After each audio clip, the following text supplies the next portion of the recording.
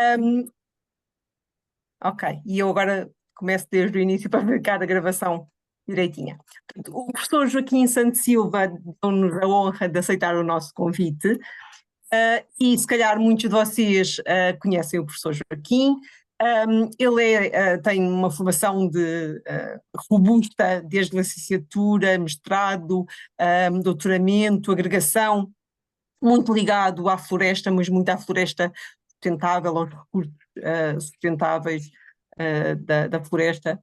É professor há muitos anos, não vou dizer quantos, para vocês não se forem a fazer as contas da idade dele, na Escola Superior Agrária de Coimbra.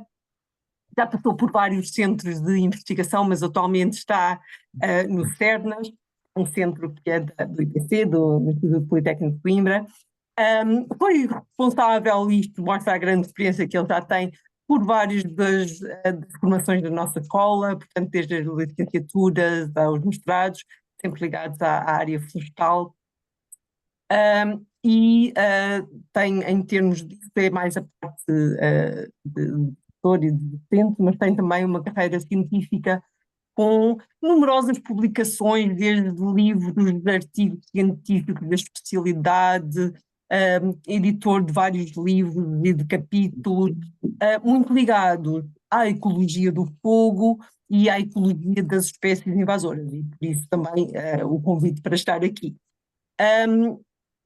Nesta área do fogo tem integrado várias comissões técnicas, e destaco aqui, se calhar que vários de vocês conhecem, a Comissão Técnica Independente para a Análise dos Incêndios de 2017, que infelizmente chamaram este tema muito para a atualidade e para todos nós, e também do Observatório Técnico Independente dos Incêndios Florestais, numa nomeação de grande honra da Assembleia da República. É também muito ativo em atividades de divulgação técnica, científica e institucional, que hoje esta é uma prova dessa atividade muito enérgica, dedicada a estas causas da ecologia do fogo e das invasoras. E é uma honra para nós. Joaquim, o palco é teu. Boa noite, obrigado Eli, obrigado à organização deste ciclo das invasoras às quartas. É para mim uma honra participar neste fórum, porque sei que passa por aqui tudo o que é gente importante na área das invasões. E portanto, enfim, espero que a palestra seja do vosso agrado. Ora bem, eu vou tentar compartilhar então aqui a tela. Confirma-me, Lilita, se está tudo bem. Está bem, está tudo. Sim, sim, ok. Muito bem. Então, ora bem, o tema que me traz aqui para vos falar tem a ver muito com a minha área de trabalho, enfim, que tem estado muito relacionada com a ecologia do fogo. E houve uma parte da minha carreira científica enquanto investigador em que eu e outras pessoas decidimos dedicar-nos à relação entre o fogo e as plantas invasoras. E então dei o título desta palestra, Fogo e Plantas Invasoras. Será que temos uma relação recíproca? Portanto, o que vamos aqui ver são três casos de três espécies importantes no nosso país, e tentar perceber se o fogo influencia os processos de invasão, mas também o contrário, se a expansão destas espécies é promovida, ou melhor, se a expansão destas espécies promove o fogo, não é? Se favorece o fogo. Vamos ver que são duas questões científicas muito diferentes e com uma dificuldade em termos de obtenção de resultados muito distinta. Mas, antes disso, então, queria fazer aqui uma pequena resenha histórica que fica sempre bem. Portanto, será que Portugal foi sempre um país de fogo e de plantas invasoras? Não, não foi. Então, se recuarmos ao século XIX, trago-vos aqui um ilustre personagem que teve muita influência na independência do Brasil, mas que trabalhou bastante tempo em Coimbra, José Bonifácio de Andrade e Silva, e que dizia, enfim, criticava muito a situação das paisagens portuguesas devido à grande degradação provocada por processos de erosão, como vê aqui na fotografia, que depois davam origem a fenómenos de assoreamento dos rios a jusante, como é o caso aqui do Mondego. Esta fotografia é tirada da Alta de Coimbra para a encosta de Santa Clara, vê-se aqui o convento de São Francisco. Ou seja, o fogo não era um problema porque nem sequer havia grande coisa para arder. Exóticas muito menos, porque estávamos ainda no início do processo das introduções. Aliás, por exemplo, o eucalipto foi introduzido no nosso país em meados do século XIX, quando o José Bonifácio esteve em Coimbra. Nem sequer havia eucaliptos, não havia um único eucalipto no país. As coisas evoluíram e o país sofreu, portanto, foi sujeito a um processo de florestação, logo desde o final do século XIX, passando, que atravessou todo o século XX, e que culminou precisamente no início de uma nova era no que toca aos incêndios, que foram os anos 70, 80, 90, em que espécies como o pinheiro bravo caíram abruptamente e de tal forma que hoje em dia temos metade da área de pinheiro bravo que tínhamos nos anos 70, 80. Só aqui pôr a seta sempre visível. Outras espécies, como o eucalipto, tiveram uma ascensão meteórica, sobretudo no último quartel do século XX. E outras espécies, de forma insidiosa, foram-se expandindo também pelo país, como as acácias, mas numa escala muitíssimo inferior. E, portanto, se virem aqui o gráfico da acácia, ela tem uma escala muito diferente da escala de cima. As paisagens que nós temos atualmente são o fruto desta interação entre o fogo e as espécies invasoras. Estas duas setas, para um leigo, apontam para uma mancha bonita de vegetação, mas para alguém que estuda estes assuntos, percebe claramente que a primeira seta aponta para uma mancha de eucalipto resultante de um processo de invasão, e a segunda em baixo aponta para uma mancha de acácia junto ao Mondego, também resultante de um processo de invasão. O fogo está então indissociável desta expansão de espécies exóticas, nomeadamente destas duas, muito embora no caso do eucalipto seja bastante diferente, porque há uma participação muito grande enfim, da mão humana, não é? Na expansão do eucalipto. E, portanto, este mapa mostra que a norte do Tejo há muito poucas áreas que não tenham sido percorridas pelo fogo nos últimos anos. Portanto, e nem sequer temos aqui os últimos os incêndios deste ano, por exemplo, que queimaram quase 140.000 hectares. Então, vermos o que é que se sabe hoje em dia sobre algumas espécies invasoras e sobre a sua relação com o fogo. Houve dois projetos, o projeto Fogo Invasoras e o projeto Wild Gum 2, que estudaram estas três espécies, e é sobre elas que eu vos vou falar. Muito do que vou dizer está presente em duas publicações. A primeira é esta brochura, que está disponível. É muito simples chegar lá, vão ao site da ESAC, procuram investigação e procuram projetos, e no final dessa página encontram várias publicações, não só minhas, mas de outros colegas, e portanto, estas duas que vos vou mostrar aqui estão lá presentes, está bem? Começando então pela acácia, e eu vou, enfim, não é perder, mas despender algum tempo a explicar um bocadinho a ecologia da acácia, porque percebi que nem todas as pessoas que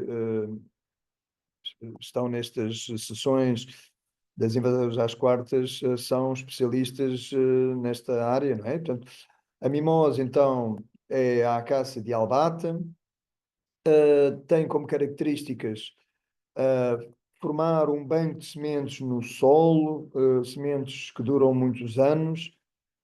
Isso acontece com a acácia, como muitas outras fabáceas, portanto, leguminosas. É uma característica comum das leguminosas, o terem sementes que permanecem dormentes e que acabam por germinar mediante um estímulo, que pode ser o fogo. A quantidade de sementes acumuladas no solo é grande e é cada vez maior à medida que o povoamento vai estando mais desenvolvido, como se vê neste gráfico aqui. E, portanto, quanto mais sementes existem no solo, maior é o potencial depois da regeneração quando aparece um fogo, porque o fogo é um elemento estimulador. Ora bem, no projeto Fogo Invasores, nós fizemos várias experiências em que aplicámos tratamentos de corte e de queima,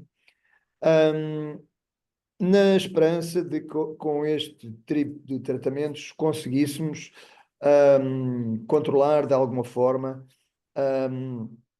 os povoamentos de acácia.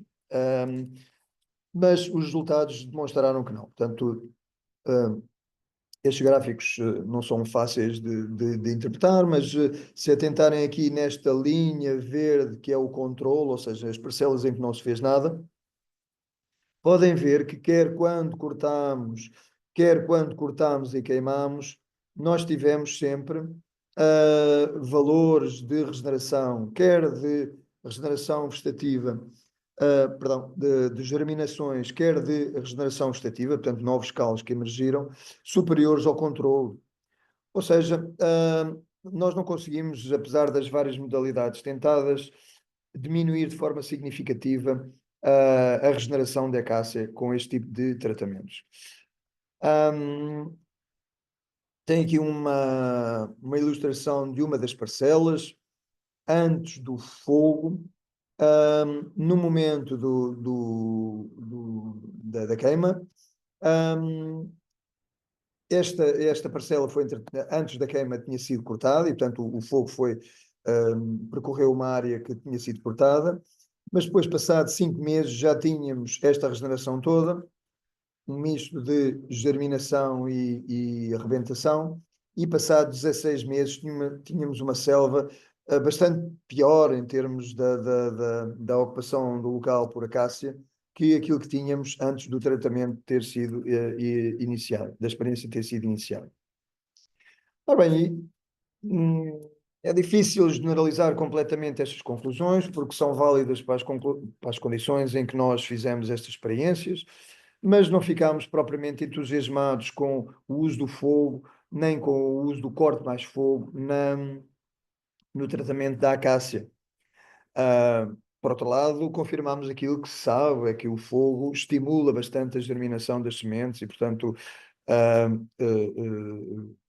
as experiências deram o resultado que estávamos à espera a esse respeito. Agora, tentámos também ver que efeitos é que havia da acácia no fogo. Eu, antes de vos mostrar o gráfico, o próximo gráfico, há aqui este estudo feito pelo colega Paulo Fernandes, perdão, que põe aqui a acácia como uma das espécies que mais arde. Enfim, não vou estar aqui a explicar isto tudo, mas, portanto, as barras da acácia são estas aqui em baixo, no conjunto de várias outras formações florestais do nosso país. Nós próprios fizemos, no âmbito do projeto Fogo Invasoras, trabalhos de simulação de comportamento de fogo, comparando modelos de combustível de folhosas e de pinheiro com acácia, e a conclusão a que chegámos, talvez seja surpreendente para alguns, para outros não, verificámos que o fogo até se comportava com uma menor intensidade nos povoamentos da acácia relativamente às outras situações. Ou seja, também não conseguimos, aqui não conseguimos, de facto, comprovar aquela ideia um pouco generalizada de que as invasoras, em particular as acácias, têm um papel positivo na propagação do fogo. As razões para isto são simples, ou, enfim, podem explicar de forma breve. É que a acácia dealbata forma uma folhada, portanto, uma camada de folhas muito finas resultantes da queda dos folíolos, e que é bastante compacta. E esse tipo de situação não facilita a propagação do fogo. Por outro lado, devido aos efeitos que tem sobre a regeneração de outra vegetação, há muito pouco mata a nascer debaixo dos povoamentos de acácia. E então, para estas condições em que nós fizemos o fogo, foi fogo de inverno, tínhamos uma chama, como vêem aqui na figura, muito baixa, ou seja, o fogo controlado, tal como se preconizava no início, não foi fácil de fazer neste tipo de povoamentos. Passando para a segunda espécie, a áquia picante, atualmente classificada como áquia de Currens, no nosso país.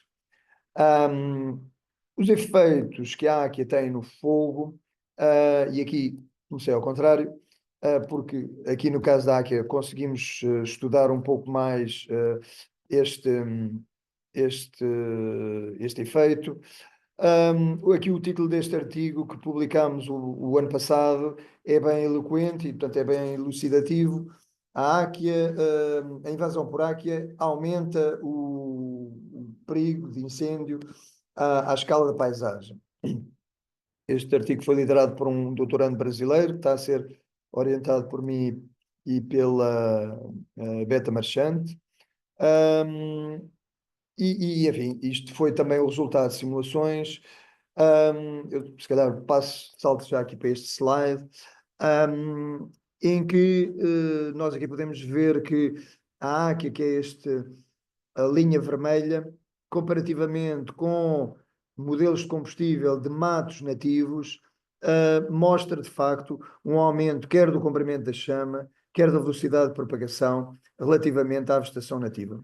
E, portanto, o Jonathan fez simulações à escala da paisagem, utilizando software apropriado, e chegou precisamente a esta conclusão, que se tivermos um aumento da expansão da áquia, ela vai aumentar as características de propagação do fogo, muito devido a isto que está neste outro gráfico, que mostra que a áquia tem uma grande acumulação de material, sobretudo material seco, ao nível da folhada, e portanto este material seco e fino é em grande parte responsável pelos grandes comprimentos de chama que se verificam quando um aquial começa a arder.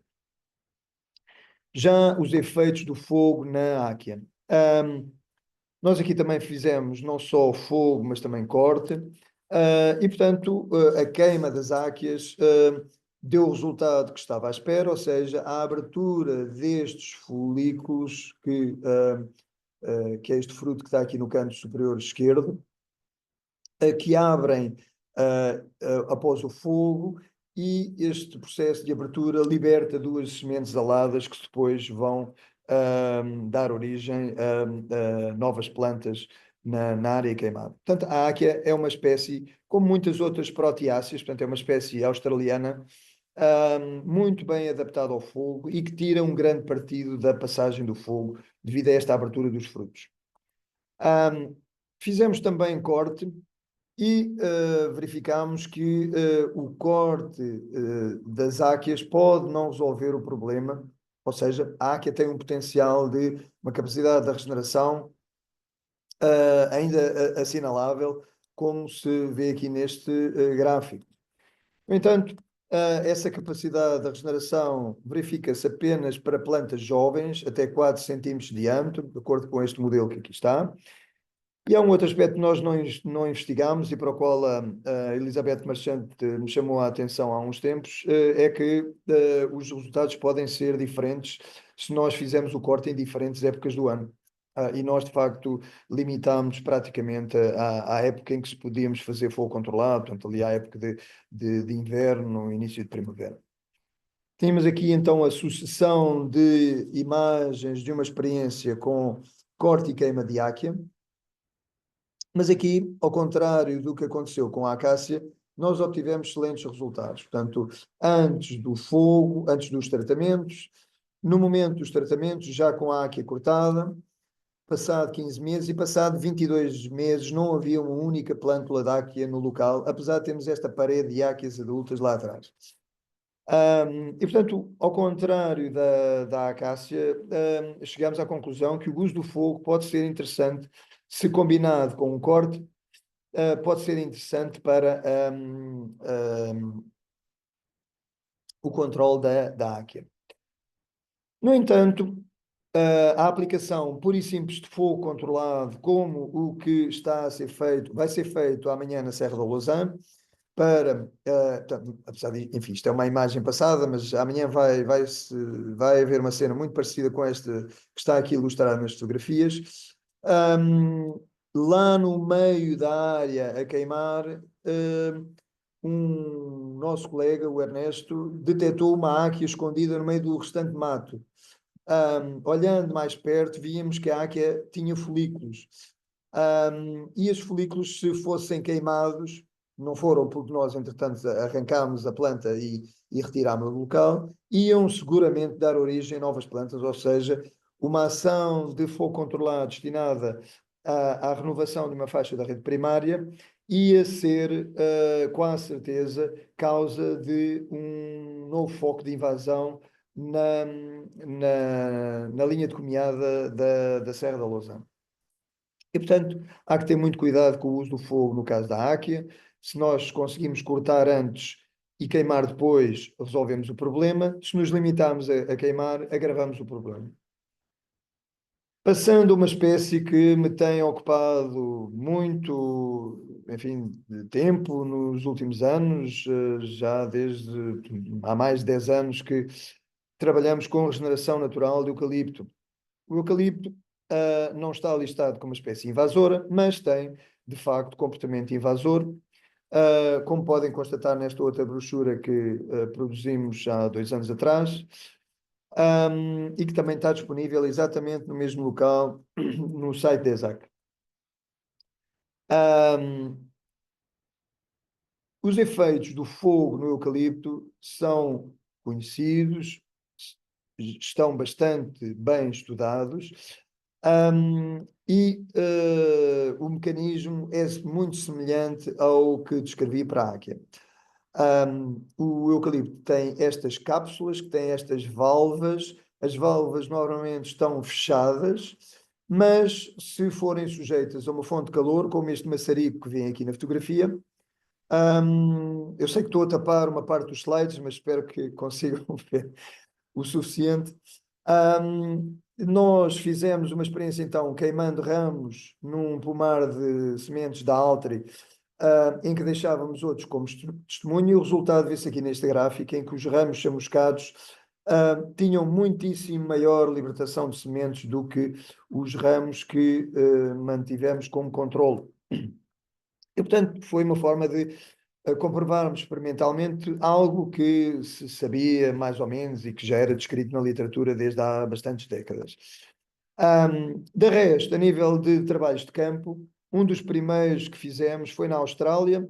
Portanto, não sei se conseguem ver o homenzinho que está aqui a escrever, mas este homenzinho sou eu. Era eu há 13 anos atrás, num trabalho que fiz com colegas australianos, e este é um dos muitos cangurus que víamos enquanto estávamos a fazer trabalho de campo, que é agradável vermos cangurus e koalas enquanto estamos a tomar notas. De facto, é uma experiência que nunca mais esqueço. Mas neste trabalho, na Austrália, em zonas onde o eucalipto é introduzido, verificámos então que nas áreas que tinham ardido havia muito mais regeneração natural do que nas áreas não queimadas. De resto, têm sido feitos trabalhos também por outros colegas. Isto é um trabalho feito pela Andréa Anjos, que vai defender a tese agora em dezembro, e portanto, desculpem, em fevereiro. Eu fui convidado para arguir a tese, e portanto tenho a certeza que vai resultar muito bem, porque fez um excelente trabalho. Mas uma das coisas que foi investigado foi comparar os fogos de junho de 2017 com os fogos de outubro. E, portanto, esta imagem é autoexplicativa, porque veem que as manchas aqui estão muito mais carregadas nos fogos de outubro, por um motivo simples, é que em outubro de 2017, logo após o fogo, começou a chover. Aliás, já tinha chovido antes, e isso deu origem a este mar de eucaliptos em algumas zonas do país, como o caso de Santa Combadão. Esta fotografia foi tirada em áreas que nós, perto de áreas que nós estudámos, mas é impressionante, vem o sementão espero que consigam ver o sementão lá atrás, que deu origem a estes milhões de plantas por hectare que se encontram aqui. Esta personagem que está em primeiro plano, toda a gente conhece, é o nosso presidente. Em segundo plano está o atual secretário de Estado das Florestas, que na altura era presidente da Câmara de Vozela, e ambos dedicaram uma sessão que foi acompanhada por jornalistas a arrancar eucaliptos em Vozela em 2018, e motivo pelo qual foram asperamente criticados pelas pessoas com mais afinidade ao eucalipto, porque estavam a maltratar os coitados dos eucaliptos. Na verdade, estavam a fazer aquilo que toda a gente deveria ter feito na altura, que era arrancar os eucaliptos enquanto era possível, porque atualmente aquilo que na altura estava neste estado, passado 3 anos ficou neste estado que aqui vem, do lado direito, e atualmente, portanto, já estamos em 2025, estará seguramente bastante pior, ou seja, uma selva de plantas que não servem para produzir e que são danosas para o ecossistema do ponto de vista ecológico, porque os nossos animais não comem estas folhas, portanto, os nossos ecossistemas não estão adaptados a este tipo de espécie. Outro tipo de trabalhos que fizemos foi tentar perceber qual era a distância a que chegavam as sementes. Esta fotografia no lado esquerdo foi tirada na mata do Urso, uma mata que era de pinhal bravo, que ardeu também em outubro de 2017, e chegámos a encontrar plântulas de eucalipto a mais de 100 metros de distância. Estas 10 árvores que aqui estão junto à estrada deram origem a 1 hectare de área invadida por eucalipto na Mata do Urso. Houve durante muito tempo uma linha de pensamento negacionista que dizia que o eucalipto não era invasor. Nós então fizemos análises genéticas para tentar ligar, através da análise parental, as mães e os pais, ou seja, os progenitores aos filhos. E, portanto, estas linhas que vêm aqui do lado direito, ligam precisamente os progenitores às plântulas de eucalipto, de modo a percebermos exatamente que distância é que tinham percorrido as sementes e, portanto, conseguimos estudar o processo de forma inequívoca, não é? Porque o DNA não mente. Já os efeitos no fogo são muitíssimo mais difíceis de estudar.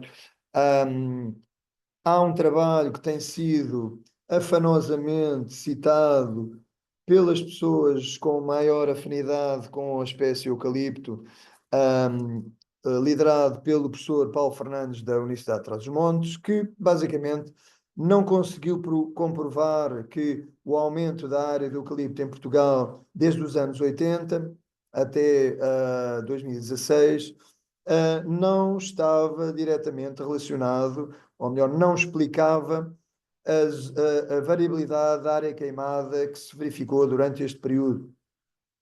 Mas quem trabalha em estatística sabe que quando nós não conseguimos comprovar estatisticamente uma coisa, não quer dizer que essa coisa não seja verdade, não é? Portanto, nós conseguimos comprovar as coisas quando encontramos relações estatísticas, mas quando não encontramos, isso pode ser devido a uma amostra insuficiente, uma amostra de má qualidade, a outro tipo de fatores que mascaram o efeito do efeito que estamos a estudar, portanto, a uma série de outras razões. No entanto, este é um dos poucos trabalhos que tenta relacionar a expansão do eucalipto com a incidência de incêndios florestais e, na verdade, não se conseguiu comprovar essa relação. Eu próprio liderei um trabalho em 2009 em que tentámos fazer, no âmbito de um outro projeto, em que tentámos fazer um ranking das espécies que mais ardiam em Portugal, e o eucalipto aparece em segundo lugar, a seguir ao pinheiro bravo. Este gráfico aqui, basicamente o que mostra é que, ao contrário de outras espécies que são muito sensíveis à densidade da vegetação, no caso do eucalipto, independentemente do grau de coberto que lá exista, a espécie arde mais ou menos sempre da mesma forma. Por outro lado, temos de ter em conta que os povoamentos de eucalipto são os mais intensivamente geridos do nosso país e que o eucalipto é a única espécie que tem associado uma força de combate a incêndios que defende as propriedades das empresas celulose, que é a Afocelca, que aliás faz um excelente trabalho, o que faz com que as propriedades das empresas ardam muitíssimo menos que o restante eucaliptal em Portugal. E isso depois acaba por ter influência na percentagem de eucalipto que arde a nível do país. Não é? Ou seja, onde eu quero chegar é que, de acordo com o conhecimento que existe, tudo leva a crer que o eucalipto tem, de facto, uma facilidade grande em conduzir o fogo, quer a nível da secagem dos combustíveis a que dá origem, quer também devido à formação de focos secundários pelo facto de haver folhas incandescentes que são levantadas com grande facilidade e que vão aterrar a distâncias às vezes muito consideráveis. Ora bem, então estou a chegar ao final da minha apresentação e, portanto, tentando responder se existe ou não uma relação recíproca. E já vem ali ao lado uma planta que muitos já reconhecerão, outros não, mas já vou falar sobre ela. Será que existe então uma relação recíproca entre o fogo e as espécies invasoras? Bom, o efeito do fogo nas invasoras tem de facto sido muito mais estudado, como eu tentei demonstrar, que o efeito das invasoras no fogo. Porquê? Porque é muito mais fácil. É muitíssimo mais fácil fazer uma experiência, até mesmo em laboratório, em que fazemos incidir o calor sobre sementes ou sobre plantas, e depois vamos ver o efeito que isso tem, do que pegarmos numa paisagem real e implementarmos uma experiência no campo, ou então fazemos uma simulação, não é? E as simulações têm sempre, são sempre muito limitadas porque dependem de modelos que são obviamente falíveis. E, portanto, nós sabemos bastante sobre o efeito do fogo nas invasoras, mas sabemos muito pouco sobre o efeito das invasoras no fogo.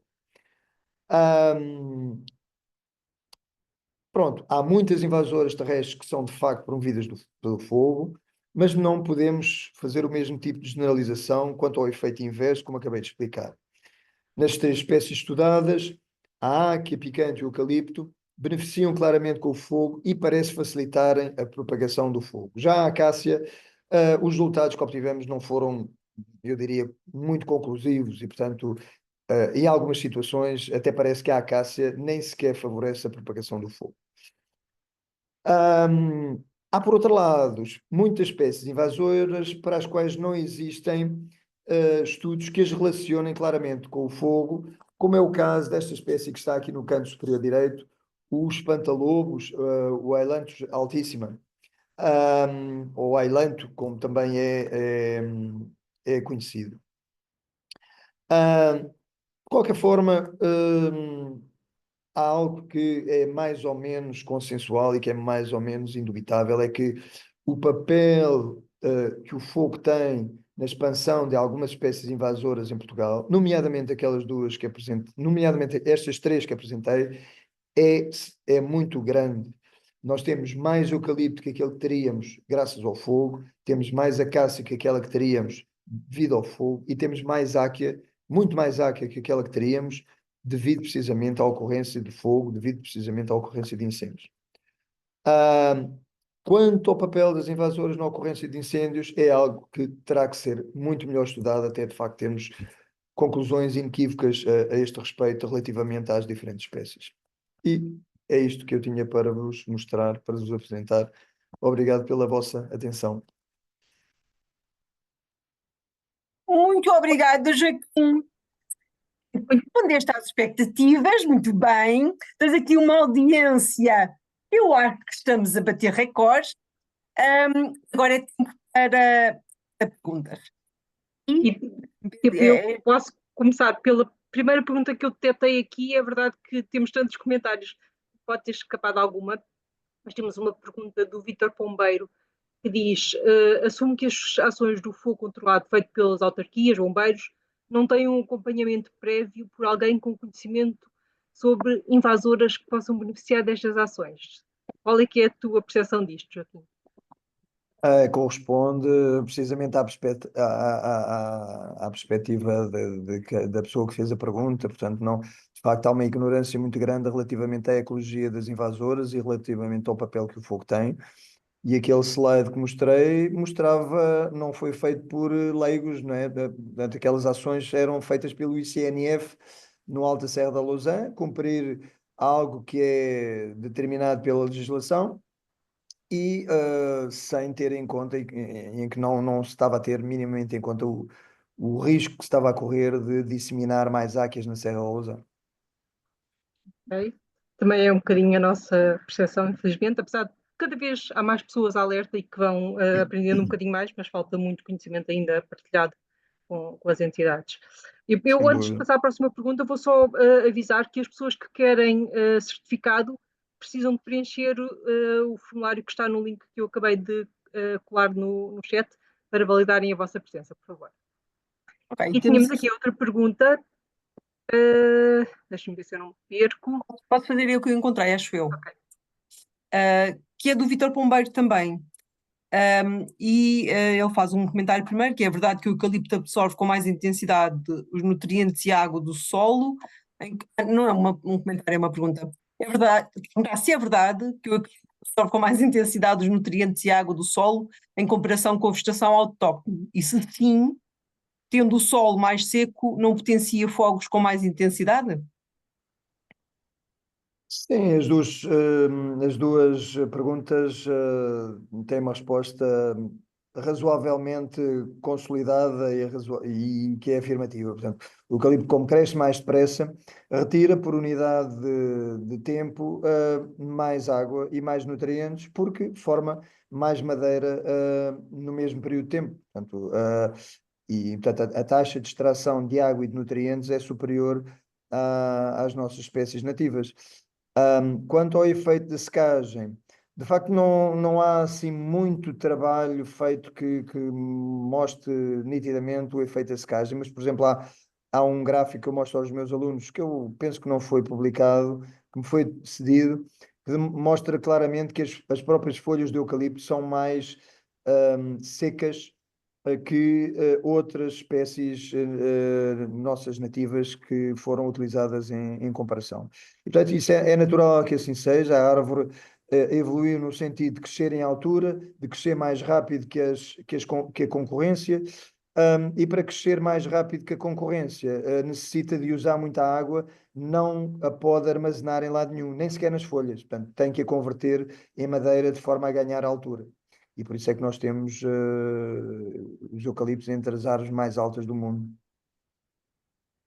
E tem também a ver com a densidade que às vezes tem, não é? Que não tem a ver, que é mais pés por metro quadrado do que as nossas espécies autóctones. Não, quer dizer, eu nem sequer estava a entrar com esse fator da densidade de plantação, portanto, estava a referir mesmo ao nível da árvore individual, não é? Portanto, Uhum. Mas acho que é só um comentário da Maria Teresa. No verão passado arderam o eucalipto que é gerido pelas empresas da celulose. Claro, tudo arde. Bem, eu não ouvi, não sei se era uma pergunta, Eli. não, é um comentário, Ok, ok. mas eu acho que, não sei se queres dizer alguma coisa, eu acho que é verdade que arde, não é? Ardem menos, mas ardem na mesma nas empresas de celulose que têm a afocialca de retaguarda, não é? Não, quer dizer, é um facto em termos estatísticos, a proporção de eucalipto que arde nas propriedades das empresas é muito inferior, mas muito inferior mesmo. E isso deve-se à gestão que eles fazem, que é uma gestão profissional, e deve-se ao facto de terem uma força de combate exclusivamente dedicada a defenderem as propriedades deles. E, portanto, e as empresas fazem isso muito bem. Portanto, não vale a pena estar com rodeios a este respeito. Temos aqui também um comentário do Rodolfo Barreto que diz que a intensidade, eu creio que ele disse isto quando estavas a falar de qualquer coisa, eu não vi a pergunta na altura, agora não sou capaz de fazer a ligação, mas ele diz: a intensidade não se verifica apenas nestes ecossistemas, devido os incêndios em Trás-os-Montes em 2024. Não sei que ecossistemas é que tu estarias a falar nessa altura. Se o Rodolfo quiser completar a sua questão. Viva, boa noite, não sei se me estão a ouvir. Estamos Sim. sim. Viva.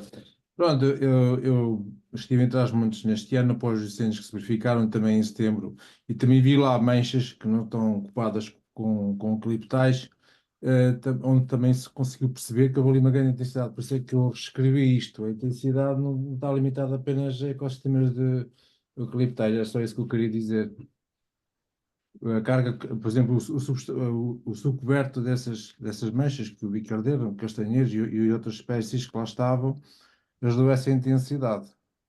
Sim, bom, mas nós, enfim, isto é um assunto bastante complexo, mas Não, os melhores indicadores que nós conseguimos encontrar relativamente ao papel que as diferentes espécies ou manchas de vegetação têm em relação ao fogo são a percentagem, a proporção da área disponível para arder, não é? E então, por isso é que eu mostrei um gráfico de um trabalho onde chegámos à conclusão que de todas as espécies e todos os sistemas florestais do nosso país, o eucalipto ocupava o segundo lugar a seguir ao pinheiro bravo, relativamente à proporção da área disponível para arder de eucalipto em Portugal. Portanto, são as evidências mais diretas que nós temos relativamente à suscetibilidade relativa do eucalipto relativamente a tentar outras aqui espécies. fazer um papel de defesa do eucalipto, mas pronto, aquilo que eu observando, eu sou da região de Aveiro, e nós verificamos aqui realmente muitas áreas de eucalipto que ardem, que também estão associadas essencialmente à falta completa de gestão. Sem dúvida, sem dúvida. Aí Sim, está sim. conjugado. É Sim, certo sim, que sem dúvida. Obviamente tem um papel muito importante, sim. os celulose têm as suas equipas que gerem, isto também faz diferença. E aqui o que arde, o Cardão em Aveiro, nos concelhos aqui no redor, exatamente os eucaliptais não têm gestão, nenhuma propriedade praticamente tem gestão. Isso tudo acumulado, É, sim, é óbvio que sim, sim, dinheiro sim. era igual, e se calhar se fosse uma outra espécie também seria quase semelhante. É a ausência de gestão. Pronto. Pois, isso são discussões que se verificam até ao nível dos académicos, sabe? Portanto, não, tenho tido trocas de ideias com outros colegas que defendem precisamente isso que o Rodolfo está a defender, que as espécies ardem todas da mesma maneira. As evidências que eu tenho apontam em sentido contrário, não é? Portanto, as espécies, obviamente que a gestão é importante, mas intrinsecamente cada espécie tem características que fazem com que ardam de forma diferente. Um carvalhal não, se for tão gerido como o eucaliptal, arde de forma diferente e a prova é que há muitas manchas de carvalho que ficam por arder, não é? Eu aqui refiro mais ao conjunto todo do que propriamente à espécie em si em particular. É isso que eu queria dizer. Ok. Vamos Ok, mas se tentar calhar passar é melhor para as outras avançar para perguntas que que estão aqui, haja não outras conseguimos. pessoas. Sim. Temos aqui um comentário, mas não sei se saberás alguma coisa, mas já acho que vale a pena porque é sobre a Áquia. O José Alberto comenta que viu, esteve em Drava, em Aroca, e que viu uma área onde ocorreram incêndios e que está cheio de áquia picante a germinar, e que já se percebe que são áquias, não é? Elas quando germinam são muito diferentes. E será que tens alguma noção se a Câmara Municipal de Aroca fará o controle das áquias, ou seja, se há a nível municipal preparação para agir rapidamente a seguir aos incêndios nestas situações em que podia fazer muita diferença? Desconheço, não sei no caso concreto da Aroca, mas enfim, vocês terão muito melhor conhecimento disso que eu, quer dizer, eu não desconheço a existência de grandes iniciativas a nível municipal para erradicar invasoras de forma extensiva no concelho, quer dizer, eu Nós também desconhecemos completamente. sim. Que podia fazer muita diferença, não é? Porque quando as plântulas são pequeninas, a suscetibilidade a qualquer opção pode ser uma arma para nós que as queremos limitar e muitas vezes não consegue ser aproveitado. Montes de comentários a dizer, a dar parabéns, os problemas de mandar, vens ver estes comentários que nós possamos mandar. Temos aqui uma pergunta de Flor, se após o corte destas invasoras, depois mitigar a sua proliferação. Não se consegue perceber muito bem o que tu disseste. Eu se cá vou repetir, espera aí. O Pedro Flores pergunta: após o corte destas invasoras, podemos mitigar a sua proliferação plantando nativas? Sim, isso é uma observação interessante porque e é uma coisa que eu insisto bastante e vocês também, não é? Nós não nos podemos focar apenas no controle. Aliás, na minha opinião, nem sequer nos devemos focar no controle, devemos focar é naquilo que queremos lá ter, e portanto, e é em função disso que fazemos, que se faz o controle. Porque se não tivermos uma alternativa para a ocupação do terreno, nós vamos continuar com o mesmo problema. E de facto, a regeneração de plantas nativas, em particular plantas de porte arbóreo, pode ajudar imenso no processo de controle da expansão enfim, das diferentes espécies invasoras, mas nomeadamente estes 3 casos que trouxe aqui. Apesar de normalmente convém esperar que o controle seja minimamente numa extensão que depois as nativas não sejam completamente ultrapassadas pelas invasoras, mas sim, pode ser um aliado muito importante. E a Sónia Malveiro pergunta se tens ideia da percentagem de sementes no solo de acácia e de áquia que germinam no primeiro ano após a passagem do fogo. Ui, a percentagem. Eu nem sequer me lembro se nós temos dados a esse respeito. Não tenho uma percentagem na cabeça, não é? Naquela experiência que tu mostraste, os gráficos de comparação na acácia para o corte e o fogo, vocês não avaliaram o banco de sementes para saber quantas sementes é que lá estavam antes e depois? Sim, avaliámos, mas eu não incluí esses gráficos aqui na apresentação, mas quer dizer, é uma densidade muito grande de sementes. Nós avaliámos o número de sementes em termos do volume e em termos de área, não é? Por unidade de volume e por unidade de área. Enfim, é uma quantidade de sementes muito grande, muito comparável àquilo que vocês encontraram para a acácia longifólia nas dunas de São Jacinto, não é? Portanto, são quantidades astronómicas de sementes. E há uma Os nossos percentagem valores até são bastante mais altos do que aqueles que tu mostraste. E nós vemos, às vezes, depois do fogo, uma diminuição muito grande no banco de sementes. Ou seja, não sou capaz de dizer um valor exato, mas será na ordem de mais de 50% às vezes de sementes que desaparecem do banco de sementes, não só pelo fogo, mas também pelas que algumas serão destruídas pelo fogo, as que estão mais à superfície, mas as que germinam e que saem do banco de sementes, e portanto vai diminuir muito o banco de sementes Pronto, nos tempos a eu seguir. percebo um bocadinho o que queres dizer, porque tem sido, pronto, e era um dos objetivos do projeto, testar de facto a possibilidade do esgotamento do banco de sementes. Mas nós o que verificamos é que as sementes existem na folhada profunda, que é aquela que está em decomposição, e encontramos sementes inclusivamente no solo. Ou seja, o que nos parece é que é extremamente difícil conseguir vir a esgotar o banco de sementes por muitas queimas repetidas que se consigam fazer, e é muito difícil fazer queimas repetidas nestas condições, devido às características da folhada e devido à ausência de vegetação que depois conduz ao fogo, porque nós não podemos fazer isto durante o verão, não é? Isto só pode ser feito durante o inverno. Portanto, Não, o que eu estou a comentar foi na sequência de incêndios naturais de verão, ok. com condições completamente diferentes. Que nós fizemos a mostragem, que tínhamos já amostragens anteriores aos incêndios e depois fizemos amostragens depois dos incêndios e o banco de sementes realmente diminuiu muito. Mas foi um incêndio normal, não foi um fogo controlado. E isso, com Não, mas certeza, isso tem efeitos diferentes. é perfeitamente natural que o banco de sementes diminua, pois se o fogo estimula a germinação, aquilo que germinou não fica no banco, não é? Portanto, sai. Em Diminui. relação à áquia, Sónia, a áquia não acumula sementes no solo, acumula sementes na planta, portanto, as sementes não vão sair do banco de sementes do solo quando ardem, mas sim da própria planta. Exatamente. Beta, não me estão a ouvir bem, consegues-me ouvir? Sim, eu consigo, mas às vezes está um bocadinho interrompido, depende da maneira como tu falas. Eu vou tentar, uma pergunta da Cassandra, que queria perguntar relativamente à altura em que foi feito o fogo controlado na acácia de Albata. Terá sido provavelmente no inverno, claro, se é fogo controlado.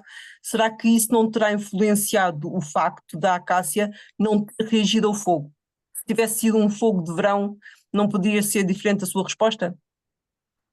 seguramente que era diferente a resposta, não é? Portanto, se fosse um fogo de verão, para já era mais destrutivo, não é? Depois, por outro lado, o solo está mais seco e, portanto, a reação em termos de crescimento vegetativo provavelmente seria inferior.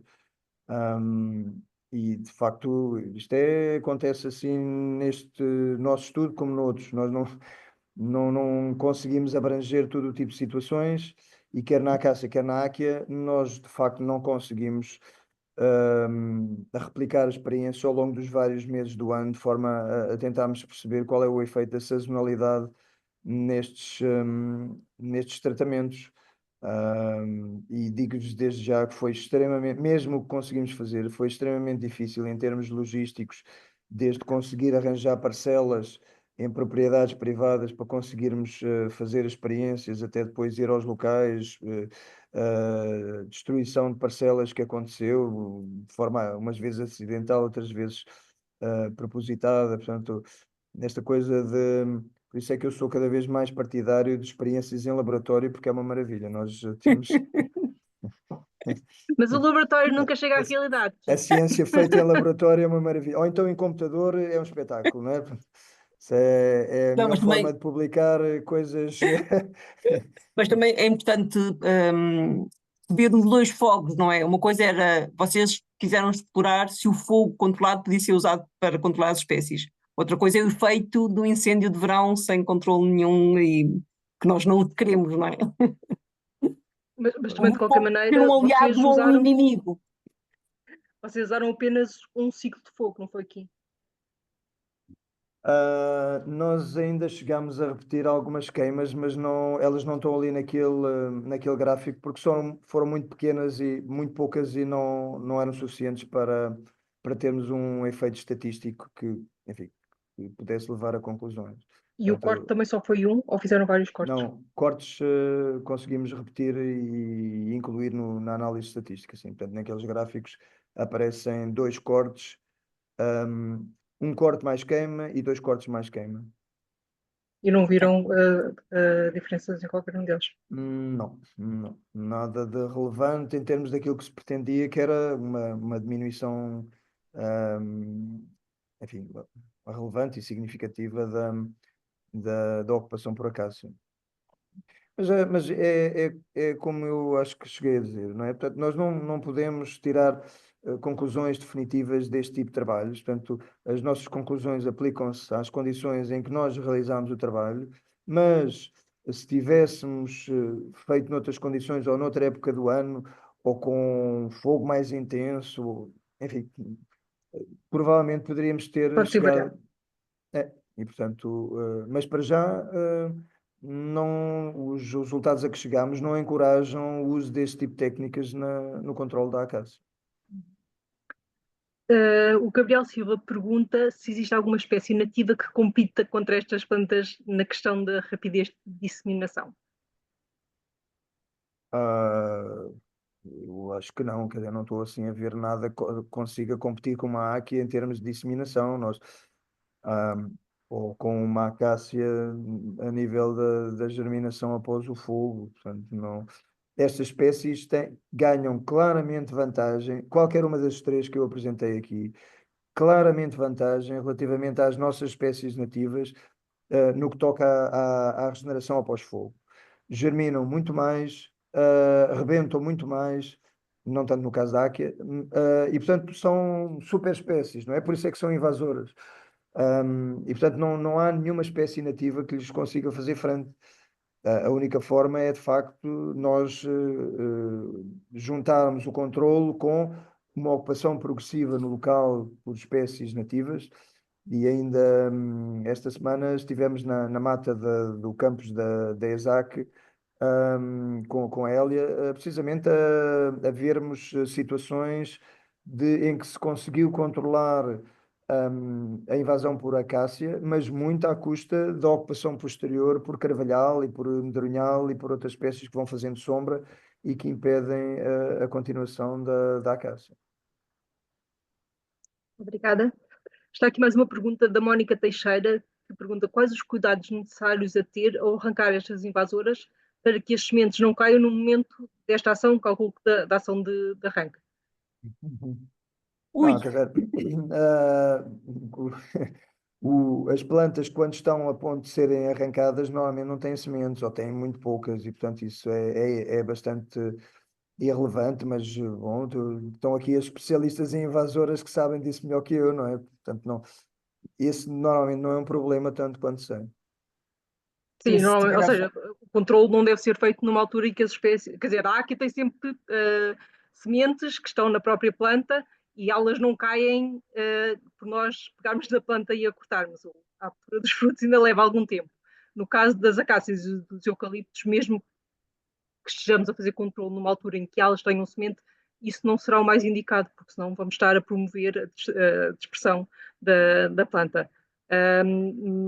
E são normalmente plantas de tal tamanho que não dão para arrancar, a não ser que seja com uma máquina, porque são árvores de grande porte que produzem semente passado alguns anos.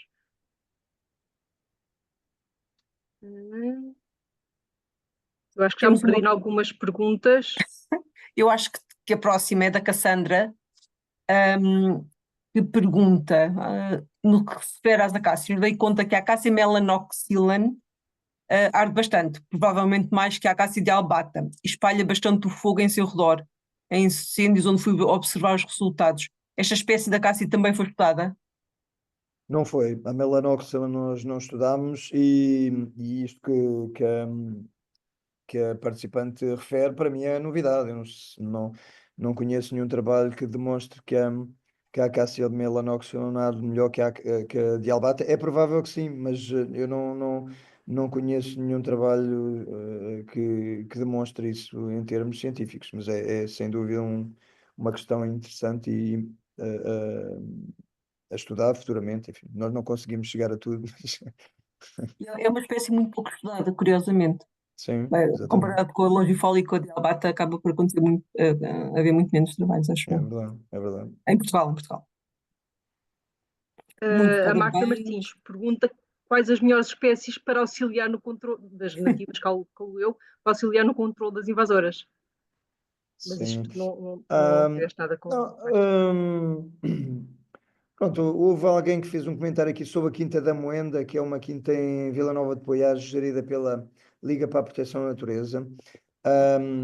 E há bocado estávamos a falar da velocidade com que crescem os eucaliptos, mas, por exemplo, na Quinta da Moenda temos verificado que junto em zonas com mais umidade, os áceres, o bordo, o Acer pseudoplátanos, consegue crescer quase tanto como o eucalipto. Tem lançamentos incríveis durante o ano. Ou seja, muitas das vezes as nativas até podem surpreender-nos em termos da capacidade que têm de rapidamente, se houver o controle das invasoras, rapidamente ocuparem o espaço. E, portanto, no caso da Quinta da Moenda, galerias ripícolas que estavam completamente dominadas 100% a cacial, atualmente estão 100% dominadas por folhosas nativas ripícolas, não é? Que é um gosto de ver e que é a Há prova que se típicas que crescem consegue. super rápido. Exatamente. Por exemplo, as giestas. Ah, opa, a gesta não tem um coberto assim muito denso, não é? Não Às sei, vezes é não. assustador. Depende Ou das seja, áreas. depende das áreas. Às vezes há gestais que metem medo. E curiosamente, depois, quando ela está na Austrália, é terrivelmente invasora. Sim, pois as nossas nativas são invasoras na Austrália, o tojo, por exemplo, não é? Sim, as gestas também. E a gesta, sim. Temos aqui uma pergunta da Joana Betancourt. Vão-te cansar. Relativamente à plantação de espécies nativas, quanto tempo após a limpeza da área invadida é que se devem colocar os indivíduos? Ui, quer dizer, não, eu acho que, mas isso são perguntas que são mais dirigidas a vocês que a mim, não é? Que vocês é que são especialistas em gestão de invasoras, mas daquilo que é a minha experiência e do que conheço, é algo que deve ser em simultâneo, mais ou menos, não é? Portanto, não, nós o que sabemos é que a tendência é para as invasoras retomarem rapidamente o espaço após o controle, dependendo muito das técnicas de controle que que se utilizam. Ahm, portanto, Mas da nossa experiência, a sensação que nós temos é que se as intervenções de restauro forem imediatas a seguir à primeira intervenção de controlo, as invasoras continuam a ganhar. Portanto, nós temos que dar uma ajuda às nativas. Claro que há muitas situações diferentes, isto tem muitas vezes a ver com a capacidade de rebentação das invasoras, que é completamente diferente nas diferentes acácias e na áquia e no eucalipto, e tem a ver com os bancos de sementes que existem das nativas e das invasoras. Mas quando a invasora está claramente a dominar e é uma das espécies que rebenta muito, por exemplo, a Dialbata ou Melanoxylon, não há áquia, não há Acácia longifolia, mas nessas situações é preciso mesmo nós darmos uma ajuda mais forte a reduzir, a atrasar a invasora, porque senão elas conseguem pôr uma plantação de nativas completamente a zeros. Exatamente. Portanto, mas depende muito das situações, tem que se avaliar qual é que é a densidade de regeneração das invasoras a seguir à primeira intervenção. E pode ser muito diferente. Sim, mas para espécies que rebentam vigorosamente, como é o caso da mimosa e que têm banco de sementes também muito numeroso, eu diria que às vezes é preciso mesmo esperar várias intervenções de controle de continuidade antes de fazer uma plantação para ter um nível de sucesso mais elevado. Mas é importante, acima de tudo, analisar a área, porque há áreas muito distintas. Mas eu volto a referir o caso da Quinta da Moenda, porque é um excelente caso de estudo, e quem tiver interesse, de facto, ir lá falar com o Samuel Vieira, porque ele não é académico nem investigador, mas acompanha desde há dezenas de anos as plantas a crescer e a competição que as invasoras fazem com as nativas e vice-versa. E uma das técnicas que ele utiliza é não abrir completamente o espaço, ir abrindo muito gradualmente, de forma a manter alguma sombra sempre, mesmo das próprias acácias, não é? E em que a substituição por nativas é feita de forma gradual, não é? E com a eliminação das acácias, sempre através de descasque, portanto, tentando evitar o máximo de a perturbação do local. E pronto, é um método que tem dado resultados que estão visíveis no terreno, é só ir lá. Sem dúvida. Depois está aqui uma pergunta que é mais mesmo para ti. A Teresa Berenguer pergunta se a queima repetida empobrece o solo. Sim, quer dizer, do ponto de vista dos nutrientes no solo, qualquer queima repetida empobrece o solo. Portanto, um fogo tem como efeito uma disponibilização de nutrientes às plantas imediata, mas a médio e longo prazo, o capital de nutrientes do solo fica mais pobre, porque há nutrientes que se perdem, uma parte para a atmosfera, outra parte por escorrimento superficial, outra parte por infiltração no solo. Portanto, uma queima é sempre um empobrecimento em termos dos nutrientes do solo. Depois temos aqui uma pergunta da Maria Teresa que pergunta, que diz que em Portugal há quase 1 milhão de hectares ocupados por eucaliptal, com quase 2/3 abandonados. Se esta realidade potencia os incêndios, o que deveria ser feito para alterar? Sim, mas isso já tivemos essa conversa com o Rodolfo há pouco e eu concordo completamente que o abandono é um fator importantíssimo no potenciar os incêndios, não é? Portanto, uma boa parte do eucaliptal do país não é gerido, e portanto, isso faz com que as características da espécie, mais a vegetação que se acumula devido ao abandono, faça com que sejam sistemas que ardem com muita facilidade. E, na verdade, para todas as invasoras, a falta de gestão é terrível. Pois, isso é uma questão, esta dicotomia entre a gestão versus as características intrínsecas da espécie é algo que gera discussões entre académicos que são insolúveis, não é? Portanto, Uhum. porque É verdade. não se consegue experimentalmente arranjar informação que consiga isolar uma coisa da outra, não é? Não se consegue por isso simplesmente. Até porque as situações são super diferentes umas das outras, ou seja, há muitos fatores e não é Exatamente, fácil. exatamente. Não Portanto, há, e não há, provavelmente, mesmo que houvesse todos os recursos para fazer todos os testes, não haveria uma resposta que era 100% de um lado ou 100% do outro. Eu costumo Acho dizer eu. é que a investigação na nossa área, não é, da ecologia e em particular das florestas está na idade da pedra relativamente a outras ciências como a medicina ou a engenharia aeroespacial ou outras, não é? Portanto, na idade da pedra, literalmente, portanto, em termos do investimento que se faz e dos recursos de que se dispõe. Portanto, não nos acusem de sermos ignorantes porque não conseguimos fazer melhor. Temos aqui uma pergunta.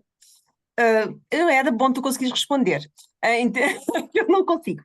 Em termos legais, existe obrigatoriedade dos proprietários de terrenos onde existem invasoras cederem ao seu controle?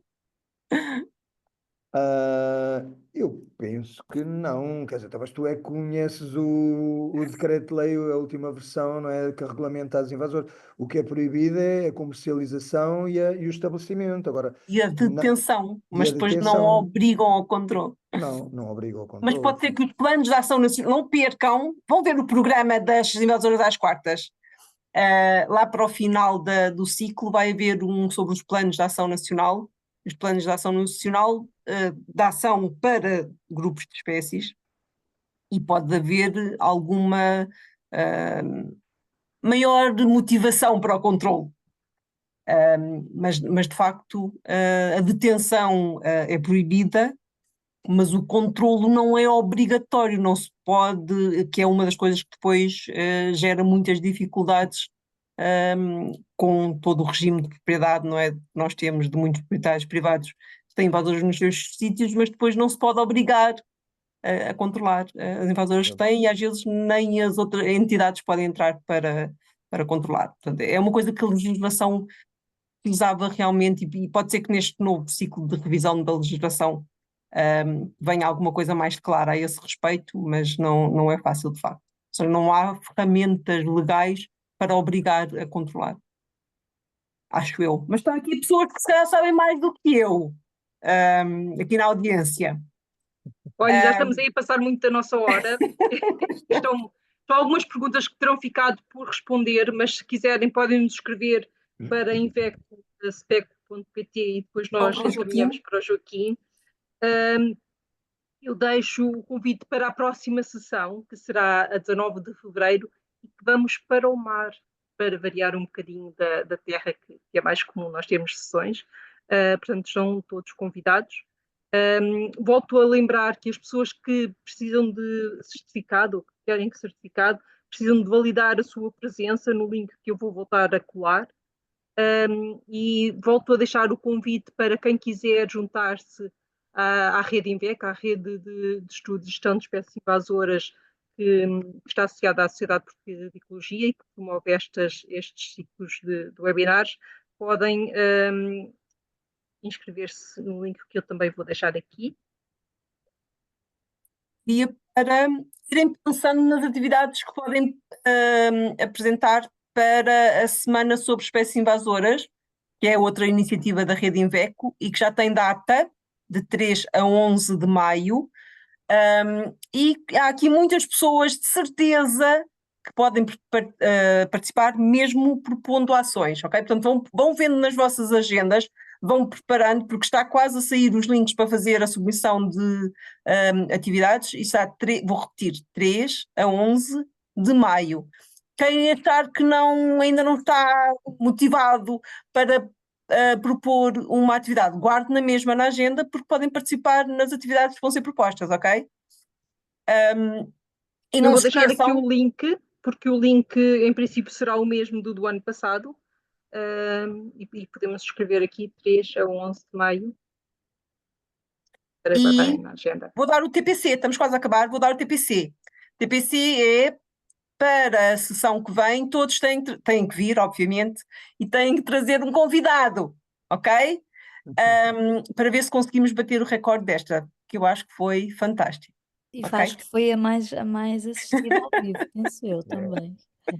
Muito obrigada, Joaquim. Muito obrigada a todos. Okay? Muito bom ano para todos e que possamos todos